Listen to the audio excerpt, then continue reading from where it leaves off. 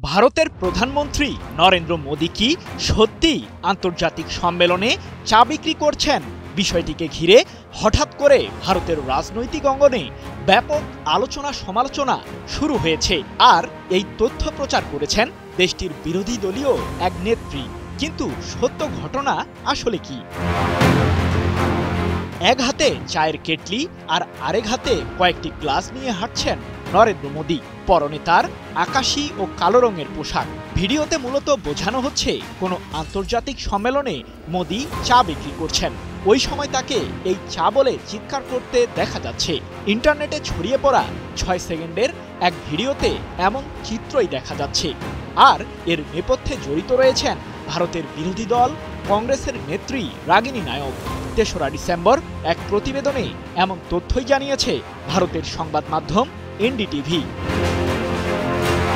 কিন্তু ভিডিওটি আসলে এআই বা কৃত্রিম বুদ্ধিমত্তার সাহায্যে তৈরি করা, যেটি রাগিনী নায়ক সামাজিক যোগাযোগ মাধ্যম এক্সে তার ব্যক্তিগত অ্যাকাউন্ট থেকে পোস্ট করেছেন। এরপর থেকেই মূলত নরেন্দ্র মোদীর দল বিজেপি এবং কংগ্রেসের মাঝে ব্যাপক রাজনৈতিক দ্বন্দ্বের শুরু হয়।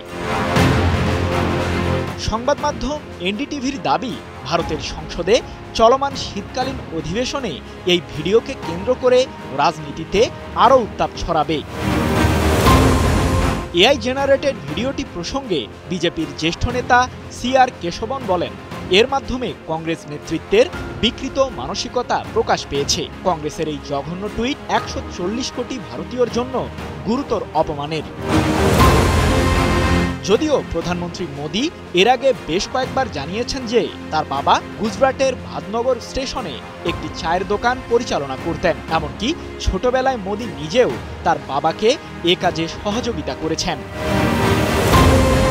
2014 সালে ভারতের লোকসভা নির্বাচনের আগে মোদীকে এ নিয়ে উপহাসও করেছিলেন কংগ্রেসের প্রবীণ নেতা মণিশঙ্কর আইয়ার। তবে সেই নির্বাচনেই বিজেপিকে ভূমিধস বিজয় এনে দিয়েছিলেন মোদী। বর্তমানে তিনি তৃতীয় দফায় ভারতের প্রধানমন্ত্রী হিসেবে দায়িত্বে রয়েছেন। সৃজন মাহমুদ, নিউজ 24।